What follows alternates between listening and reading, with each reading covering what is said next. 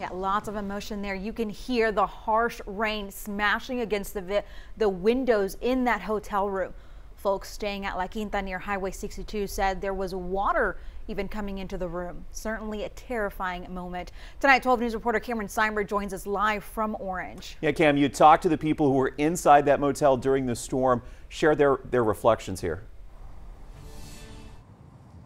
Yeah, guys, certainly a scary moment for any resident staying at La Quinta this afternoon, but we're in the path of where that tornado touched down in Orange County today. I want to step aside. We're off Highway 62 at the Sonic. This is the sign that's usually standing above the Sonic to tell you where it is.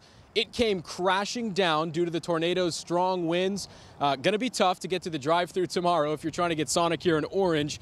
As you can see, that sign just causing massive damage here right at the stalls where people would be pulling in to try to get some food. We'll cut to more of that video where just 20 feet from us in the parking lot is La Quinta Hotel. An entire wall blown out from the stairwell by the tornado today. We talked to people who were inside. They're from Houston here on work. They say the tornado coming through was terrifying. Was there ever a moment where you were fearing for your life? A little bit, yeah. When I got into the stairwell and heard the debris hit the stairwell, I was thinking the whole thing might come down, but luckily not. Private. Intense. That's incredible. That's kind of the words I would use. Just hurricanes, but this was way worse than a hurricane.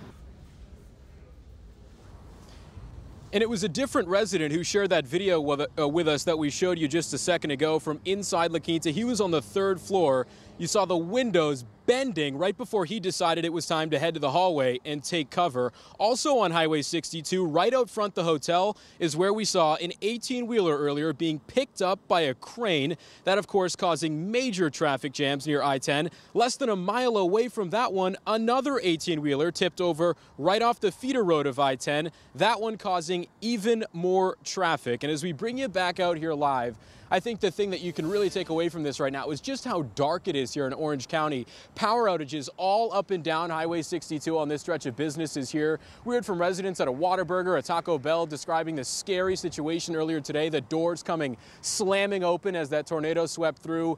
Certainly a scary situation for a lot of people out here right now. We also talked to Judge John Gauthier just a little bit ago, Orange County judge. He shared some information with us talking about just how difficult it is to assess some of the damage because of the power outages, because of how dark it is. And of course, we'll be sharing later on in the show more of what Judge John Gauthier had to tell us. Now, Cameron, before you go, we've confirmed with Entergy there's still thousands of people out there without power tonight. What's it looking like?